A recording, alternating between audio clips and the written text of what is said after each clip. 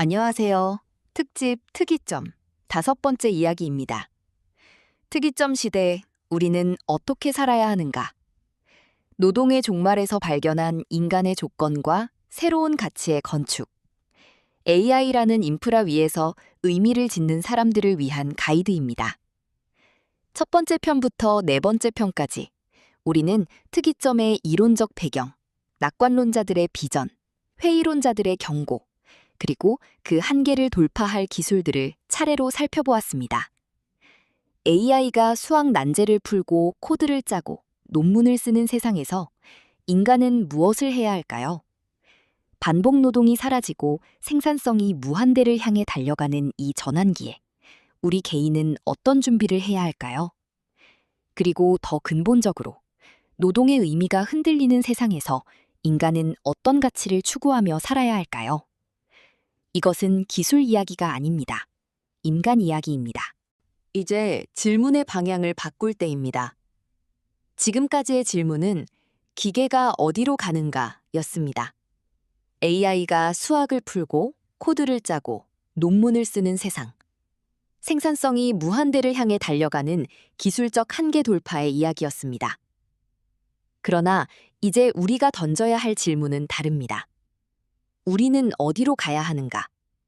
반복 노동이 사라진 세상에서 개인이 준비해야 할 생존 전략, 그리고 인간이 추구해야 할 근본적인 가치. 컨베이어 벨트 위에서 기계가 달려가는 방향을 바라보는 대신 우리 자신의 발걸음이 어느 계단을 오르고 있는지를 묻는 시간입니다. 기술이 어디로 가는가가 아니라 우리는 어디로 가야 하는가? 이번 편에서는 이 질문에 구체적으로 답해 보겠습니다. 현실을 직시하는 것에서 시작하겠습니다. 변화는 이미 진행 중입니다. 2025년은 AI 에이전트가 실무에 본격 투입된 해였습니다. 서류 작성, 데이터 분석, 고객 응대 등 반복적인 인지 노동이 깔때기 속으로 빨려 들어가듯 자동화되고 있습니다.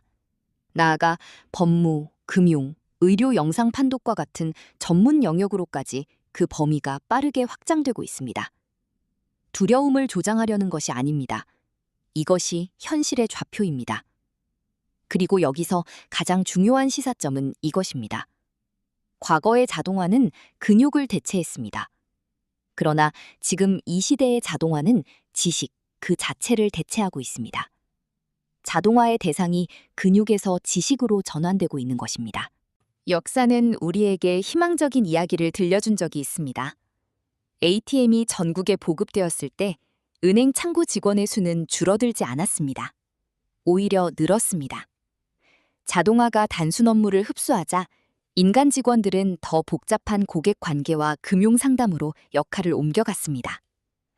기술은 기존의 욕구를 충족시키면서 동시에 새로운 차원의 욕구를 창출해 왔습니다. 그러나 현재의 자동화가 과거와 다른 지점은 분명합니다. 근육이 아닌 뇌를 대체하고 있다는 것, 그리고 변화의 속도와 범위가 이전과 비교할 수 없을 만큼 크다는 것입니다. 그래서 우리는 이전 세대의 적응 방식을 그대로 복사할 수 없습니다. 자동 제어되는 공장 위에서 새로운 가치가 창출되는 풍경은 20세기 은행 창구의 풍경과 다릅니다. 지금 우리에게는 완전히 새로운 지도가 필요합니다. AI의 영역과 인간의 영역을 선명하게 나누어 보겠습니다. AI가 가장 잘하는 것은 세 가지입니다. 첫째, 통계적 패턴 매칭, 스태티스티컬 패턴 매칭. 방대한 데이터에서 패턴을 찾아내는 일입니다. 둘째, 데이터 기반의 어떻게. 주어진 목표를 달성하는 최적의 경로를 계산하는 일입니다. 셋째, 넓은 지식의 빠른 종합. 방대한 정보를 순식간에 요약하고 정리하는 일입니다. 반면 인간의 영역은 다른 층위에 있습니다. 첫째, 깊은 공감과 신뢰 형성, Deep Empathy and Trust. 통계가 아닌 관계 속에서만 자라나는 것입니다. 둘째, 가치관 기반의 왜. 어떤 문제를 풀어야 하는가, 어떤 목표가 좋은 목표인가를 결정하는 능력입니다. 셋째, 체화된 경험과 암묵지, 태싯 날리지. 현장에서 시간을 들여야만 쌓이는 지식의 층입니다. 자동화되는 것과 남는 것. 이 경계선을 선명히 인식하는 것이 생존 전략의 출발점입니다. 앞서 나눈 경계선을 더 구체적으로 5가지 영역으로 풀어보겠습니다. 첫째, 체화된 판단력, 인바디드 저지먼트입니다.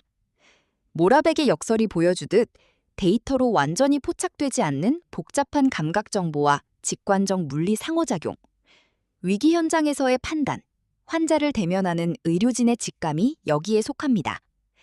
둘째, 공감과 신뢰, 엠퍼티 앤 트러스트입니다. 통계가 아닌 취약함의 공유입니다. 돌봄, 교육, 심리 상담처럼 사람과 사람이 직접 맞닿아야 의미가 생기는 영역입니다. 셋째, 맥락과 가치 판단, 컨텍스트 앤 밸류입니다. 최적화가 아닌 윤리의 문제입니다. 무엇이 좋은 목표인가? 우리 사회의 바람직한 방향은 무엇인가를 결정하는 역량입니다. 넷째, 창조적 의미 부여, 크리에이티브 미닝입니다. 새로운 문제를 발견하고 왜 중요한가를 묻는 실존적 사유입니다. AI는 기존 데이터를 조합할 수 있지만 완전히 새로운 문제를 발견하는 것은 다른 차원입니다. 다섯째, 복잡한 이해관계 조율, 컴플렉스 코어디네이션입니다. 인간 심리와 역학관계 속에서 합의를 이끌어내는 리더십, 논리와 데이터만으로는 풀리지 않는 사회적 판단의 영역입니다. 이 5가지가 바로 AI 시대에도 인간이 지켜야 할 5개의 영토입니다. 이제 개인이 취할 수 있는 실천으로 넘어가겠습니다. 첫 번째 실천은 AI 리터러시입니다. 먼저 기억해야 할 것은 이것이 코딩의 문제가 아니라 태도의 문제라는 사실입니다. AI의 강점과 한계를 이해하고 그 결과물을 비판적으로 평가하는 능력, 그것이 리터러시의 본질입니다. 그리고 생산성의 격차는 바로 이 지점에서 벌어집니다. 동일한 도구를 쓰더라도 어떤 질문을 던지고 어느 대목에서 인간의 판단을 개입시키는지에 따라 수십 배의 생산성 차이가 발생합니다. 같은 로봇팔 앞에 앉아도 누구는 꽃을 피워내고 누구는 그저 팔을 바라보기만 합니다. AI는 이제 기본 인프라입니다. 전기나 인터넷처럼 존재 여부가 아니라 활용 능력이 격차를 만드는 시대입니다. 도구의 활용을 거부하는 자와 능숙하게 다루는 자 사이에는 극단적 격차가 예고되어 있습니다. 두 번째 실천은 전문성의 재구축입니다. 과거 우리는 T자형 인재를 이상적인 모델로 삼았습니다. 수평의 넓은 지식 위에 한 분야의 전문성이 얹혀 있는 형태입니다. 그러나 이제 넓게 아는 것은 더 이상 무기가 아닙니다. 얕고 넓은 지식의 종합은 AI가 가장 잘하는 영역이기 때문입니다. 이제 필요한 것은 V자형 인재입니다. T자형의 수평 막대기는 그대로 두되 그 아래를 바닥까지 꿰뚫을 만큼 날카롭게 파고든 깊이, 그리고 그 깊이를 AI라는 도구로 증폭시키는 구조입니다. 도메인 전문성과 AI 활용 능력이 결합될 때 인간은 압도적 깊이를 갖추게 됩니다. 수년의 현장 경험이 만든 암묵지, 태싯 널리지와 업계의 미묘한 맥락, 이 깊은 인간의 경험에 AI의 처리 능력을 결합해 한계를 돌파하는 V자형 전문가로 진화해야 합니다. 세 번째 실천은 2가지 축으로 나뉩니다. 방향과 연결입니다. 먼저 방향의 감각입니다. 왜라는 질문을 놓지 마십시오. AI가 빠르게 답을 줄수록 왜 이 문제를 푸는가가 핵심이 됩니다. 효율적으로 잘못된 길을 가는 것보다 들이더라도 올바른 방향, 즉 윤리적 판단과 철학적 성찰이 이끄는 방향을 잡는 것이 중요합니다. 2026년 트렌드 코리아가 던진 질문이 여기서 올립니다. 기술을 어디까지 쓰지 않을 것인가? 그 빈자리를 인간이 어떻게 채워야 하는가? 다음은 연결의 힘입니다.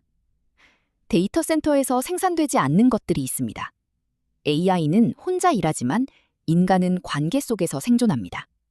신뢰, 소속감, 공동의 목적을 바탕으로 커뮤니티를 조직하고 에너지를 모으는 능력은 갈수록 희귀해지고 또 그만큼 귀해집니다.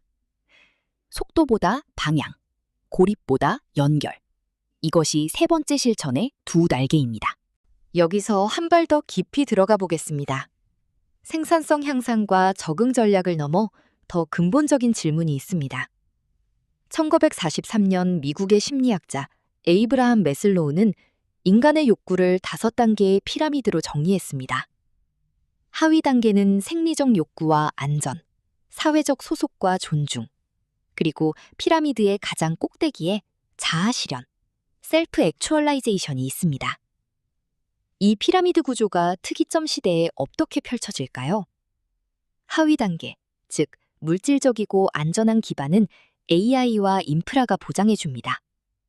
그리고 그 위에 선 인간은 스스로 잠재력을 온전히 실현해야 하는 인간 고유의 영역인 자아 실현의 최상위 단계에 올라서게 됩니다. 초지능 AI와 로봇이 물질적 필요를 충족시키는 특이점 이후의 세계. 이것은 기계 부품처럼 일하던 인류가 마침내 매슬로의 욕구 최상단인 자아 실현에 전념할 수 있게 되는 거대한 해방의 순간일 수 있습니다. 그러나 여기서 중요한 경고가 있습니다. 해방에는 함정이 있습니다. 첫째, 존재론적 공허. 자아 실현은 공짜로 주어지지 않습니다. 생계 걱정이 사라진다고 해서 삶의 의미가 자동으로 생기는 것은 아닙니다.